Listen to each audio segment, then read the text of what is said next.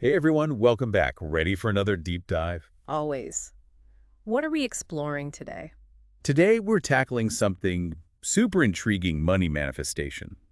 Like the idea that our thoughts and beliefs can shape our finances. Oh, interesting. Like if I think about winning the lottery hard enough, it'll happen. Well, not quite. Haha. But that's the kind of thing we're going to unpack today. We're diving into an episode from the Body, Mind, and Soul podcast, where they claim to have the secret to attracting wealth effortlessly. Effortlessly. Okay, now you've got my attention. Color me skeptical, but let's see what they have to say. Exactly. Let's break down these claims and see if there's anything valuable we can learn. So the podcast starts by saying money is energy. Sounds a bit out there, doesn't it? But what do they even mean by that? Yeah, money is energy definitely sounds like something you'd see on a motivational poster, right? Right. So they're saying money isn't just about the physical bills and coins, but more about our mindset and beliefs around it. Like if we're constantly stressed about money, we're pushing it away. Okay, so instead of focusing on the lack, they're saying we need to cultivate what they call an abundance mindset.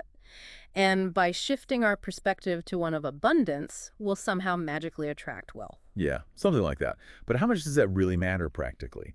Can just thinking positive thoughts actually influence our bank account? That's the big question, isn't it?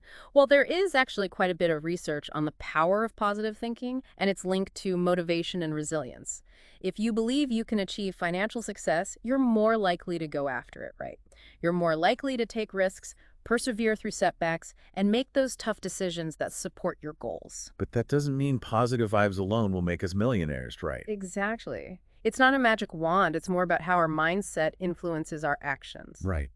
And speaking of things that might hold us back, the podcast also talks about the importance of debunking limiting beliefs about money. Oh, yeah, those pesky beliefs. Things like, money is the root of all evil, or you have to work yourself to the bone to get rich, or only greedy people have lots of money.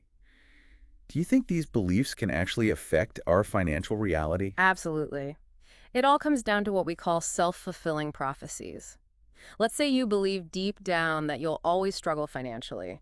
You might unconsciously sabotage yourself. You might avoid applying for higher paying jobs or shy away from investing because you're afraid to fail. Wow, I never thought about it that way. It's like you're subconsciously creating the very financial situation you fear. So, yeah, those beliefs can be pretty powerful.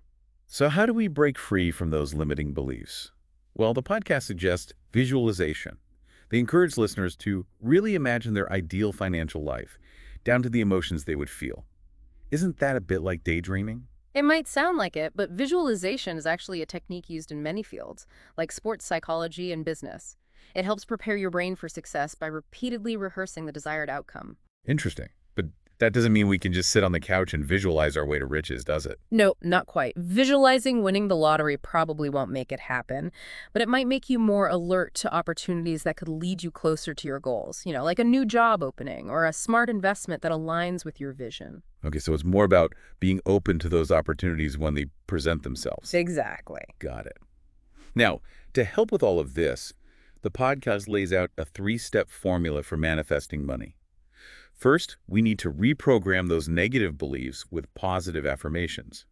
Second, we practice visualization and gratitude. And finally, we take something they call inspired action. What exactly is inspired action? It's about aligning your actions with your newfound positive beliefs and those goals you visualized. It's about being proactive and taking concrete steps towards your dreams. For example, let's say you've always dreamt of starting a bakery. Ooh, I love bakeries. Me too. So, inspired action might involve taking a baking course, networking with other bakers, or maybe starting small with a side hustle selling your delicious creations at the local farmer's market. So it's not just about thinking positively, but also taking those practical steps to make things happen. Exactly. It's a combination of mindset and action. Right. And speaking of making things happen, the podcast shares a story of someone who went from struggling financially to living a life of abundance by using these principles. But as you mentioned earlier, we need to be cautious about these rags to riches stories. One person's experience doesn't guarantee it'll work for everyone. Absolutely. It's important to approach these concepts with a healthy dose of skepticism. The idea of becoming wealthy effortlessly might be a bit of an oversimplification.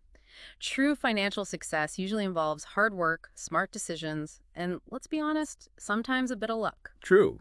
So the Body, Mind, and Soul podcast ends on a positive note, encouraging listeners to spread abundance together. It's a nice sentiment, but what's the key takeaway you'd like to leave our listeners with? While manifesting wealth might not be as simple as thinking positive thoughts, the power of our mindset and beliefs shouldn't be underestimated. How we view ourselves and our relationship with money can definitely impact our financial choices and ultimately our outcomes. So I'd encourage everyone to examine those beliefs. Are they empowering you or holding you back? Perhaps finding that sweet spot between positive thinking and strategic action could be the key to unlocking your financial goals. I love that. A great point to ponder as we wrap up this deep dive. Until next time. Thanks for listening, everyone.